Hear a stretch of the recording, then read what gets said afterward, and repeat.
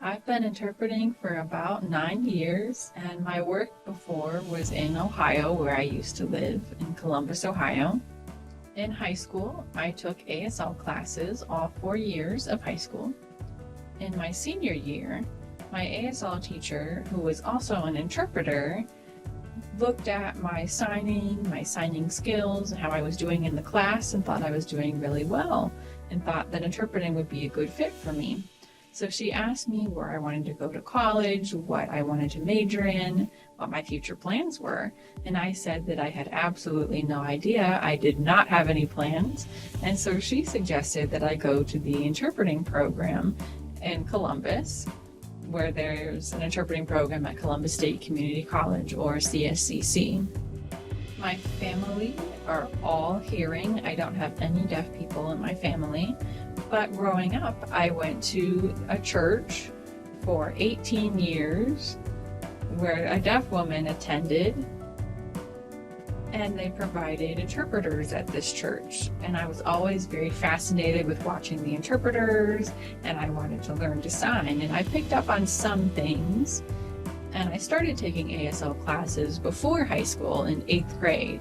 There was a community class offered at the local library where a deaf woman taught. So I learned first from a deaf woman, and that was my first exposure to sign language and deaf people. Funny story about how I moved here to Denver. In Ohio, where I worked for an interpreting agency, I was going about my regular work day and then got a job on my schedule for interpreting. And I went to this assignment and met a deaf person from Denver, and he had come to Columbus, and I was assigned to interpret for him. And he was a very cool person. I really enjoyed that work and interpreting for him, and it was very fun.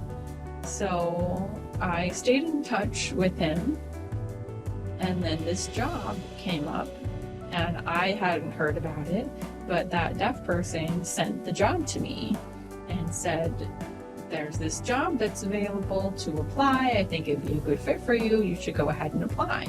I saw that the job was in Colorado, which is a very pretty state. I thought I should just apply and that wouldn't hurt. So I went ahead and applied, and then I got an interview, and then a second interview, and then they hired me, and I was shocked. I'm really excited about this job and this office because it's very unique. There's nothing like this in Ohio. They have deaf people on staff, which is amazing. Very clear representation of deaf people. This office is wonderful. They want to make everything accessible for deaf, hard of hearing, and deaf-blind individuals. And that is also my passion and mission too. I want deaf people, including hard of hearing, deaf-blind, everyone in the deaf community, to be involved and to lead their own government and have their opinions and thoughts be heard.